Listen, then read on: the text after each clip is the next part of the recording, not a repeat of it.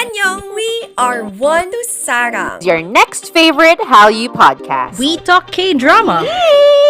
Ang daming kilig every Oh time my we see God. K-drama. We also talk K-pop. Yung feeling ko sa 17 na they bring me so much happiness. And we live to entertain. What you gonna do when Dicky steak in front of Check us out now on Spotify and Apple Podcasts. Also on YouTube. Join us sa Tawanan at Kwentuhan from One to Sarang.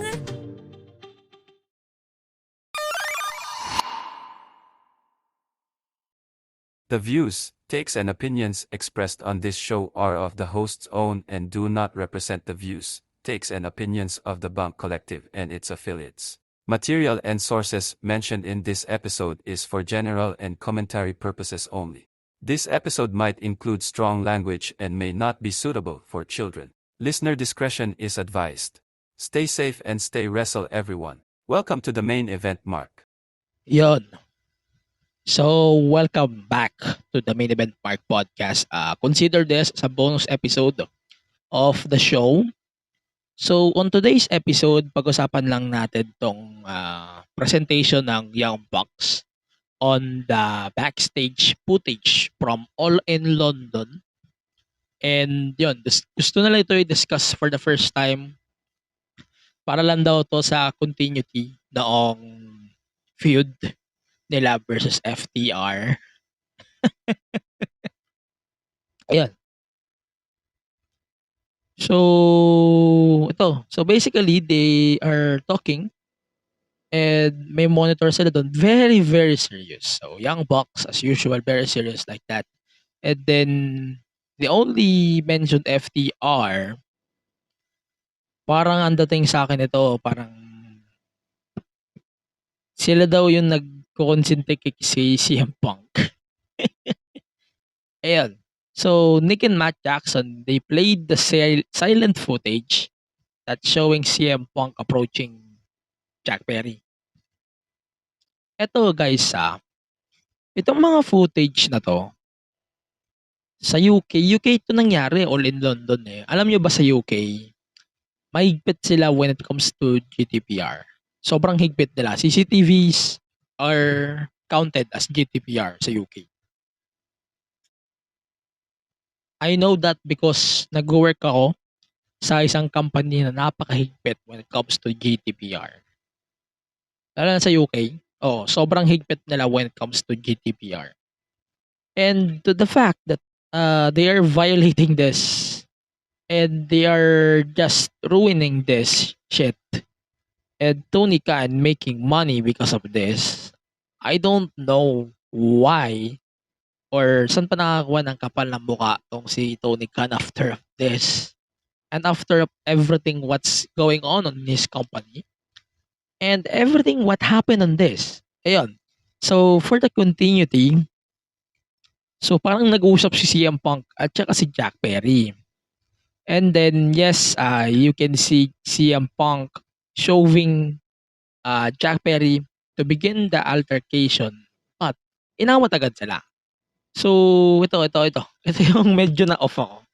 So, legit na-off ako dito as in. So, the Young Bucks ended their part of this segment by hyping up fucking Young Bucks versus FTR 4 on their upcoming pay-per-view sa Dynasty. And then, everyone is ready to move on from this. And then, parang nag-promo na lang sila. And they made a promo. And, yeah, they are... Alam mo yun, nandidiri talaga ako eh. So, it's so stupid to talk about this. Seriously, like, sobrang labo. Sobrang unnecessary. Sobrang indefensive yung dating sa akin. Parang pwersadong response to sa naging interview ni CM Punk kay Ariel Helwani.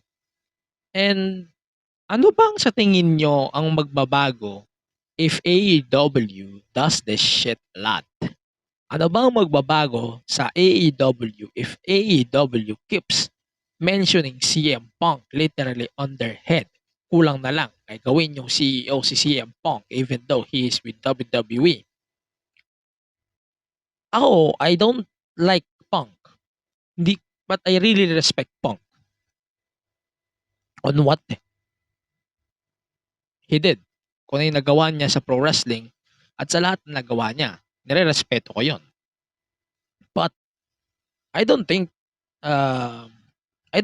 everything will change after this. AEW is basically putting themselves into WCW, like they are just spoiling the win ni Mick Foley. Nung naalala niyo yung win niya nung in-spoil siya sa Nitro, that's the level of lowness that we are getting right now in AEW. And I'm really sad to hear that a game-changing company now doing desperate measures on this. FTR, on the other hand, looks like they are fucking forced to do this. Parang persado sila dito no? But parang persado tong mga to. Kasama nyo na si Will Ospreay. I really respect Will Ospreay here, but I don't really get it. But lahat ng mga nasa segments ng dalawan to, it's very offensive sa kanila yung pinaggagawa ng itong mga nangarang araw. It's very offensive for them to deal with this. And masyado silang affected sa mga nangyayari recently. Ito na nga ito yung nangyari. Yung footage, isa pa, sobrang silent niya. Sobrang imposible kung paano nag-escalate yung kwento. So, anong sense ng pag-release nyo ng video? Parang nga lumalabas dito, binibase nyo na lang, sino nanapak? Ang unang nanapak, si Punk. Pero it doesn't change anything. And still, it doesn't make sense. Ang labo diba? Parang, incompetent na nga si CM Punk. Mali rin si TK dito. But it doesn't change the fact or hindi magbabago ang ihip ng hangin. Pero pointless pa din itong mga pinaggagawa ni Tony. No? Kasi Tony Khan, ang totoo lang naman kasi dito, Tony, I don't really see changes here. No? I don't really see things will change after of this crap. And sa lahat ng nangyayari ngayon, I don't really see any difference kung ano yung mangyayari after na itong promo na to. Naubos, medyo in a way, medyo nawala rin yung respeto ko sa AEW because of that. I'm not going to say that I lost all of my respect to AEW. Hindi pwede. Hindi siya appropriate to say. Because may justification pa ako. Bakit ako nanonood ng product? Tony Khan is not the wrestler that I want to watch on AEW. So I don't really care about Tony Khan. But Tony Khan is still the main guy of that promotion. So we should care about that guy. But I don't really care about that guy. But Tony Khan should be aware of what in the blue hell is going on. Kung napapansin nyo, si Tony Schiavone and si Renee Paquette,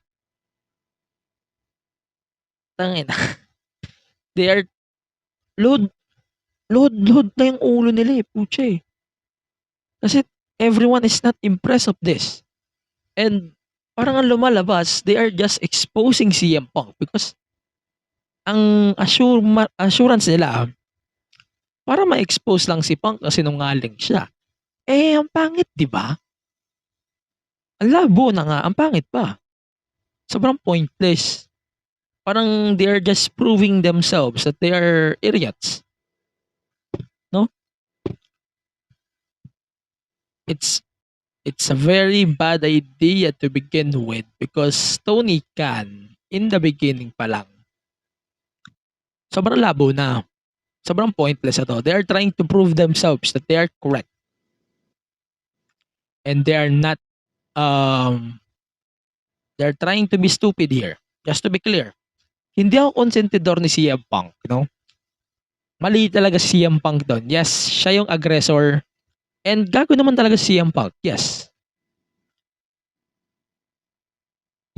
Oo, gago siya, oo. Pero,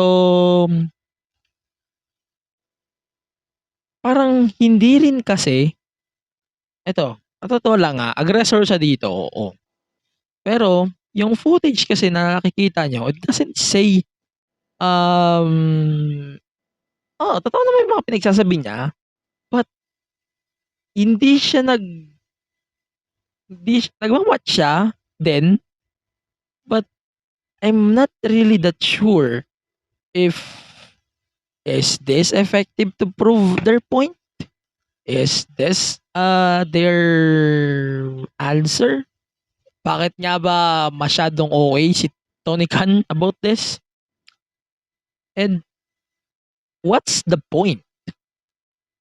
Bakit masyadong umaakarteng OA si Tony dito? No? Bakit siya umaakarteng OA? Sobrang takot na takot siya dyan sa video na yan. And based from the video that you guys are watched at pinagde-delete at kinaka-copyright na nila kahit sarili nila yung video, it's just funny as well. Pero ito may motivation nila. If the goal here is just the ratings or the dynasty buy rate, anong pinagmamalaki nyo? Anong gusto nyo palabas dito? Kung sinungaling si CM Punk, so what? Anong point? Kung nagsasabi ng totoo si Punk, so what? Anong point? Anong makakatulong? Anong maitutulong yan sa pay-per-view nyo? Anong maitutulong yan sa Young Bucks at sa FTR? Anong maitutulong yan sa company mo? Wala. Because you guys are just living WWE in your heads. Sige, mataas yung ratings dahil dito. Thank you. Pero, it doesn't make sense. Like, it's just stupid. It's very pointless. It's very stupid. And everyone halos are just fucking illusion. Tony Khan, he is still the biggest idiot in the pro wrestling today. Mission accomplished. But I don't think he is successful on everything that he is doing right now. And I wish Tony Khan really think about this thing. Because everyone gave a bad impression about this promo. Ito, gagamitin ko tong sinabi ni Dave Meltzer. Everyone in AEW are really frustrated with Tony Khan's decision making in regarding to CM Punk. As soon as Tony did that, then I started hearing from people, and it was people who were just really frustrated going like, now it's back. The whole thing is back. People has been made to look bad now and they can't answer back. So it opened up a wound that need to be closed and they need to move past this. This doesn't do anything AEW good.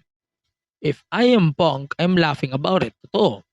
So Tony Schiavone, kitang-kita naman natin sa video that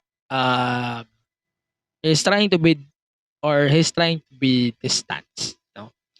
He's trying to distance himself from this. Sa totoo lang. Observe naman sa video na makikita natin. And yeah, parang traumatic na siya eh. Parang traumatic yung video eh. Parang, shit, here we go again. Kita natin sa sa body language niya nang nangyari. It's just bad. Seriously. yung reaction ni Tony Khan na this is a real life footage that affected many people. Pinapatawan niyo ba ako?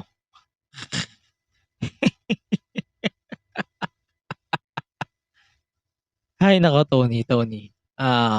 Kaya hindi ka talaga maseryoso ng fan base mo eh. Fan base or haters mo, hindi ka talaga maseryoso eh. But I hope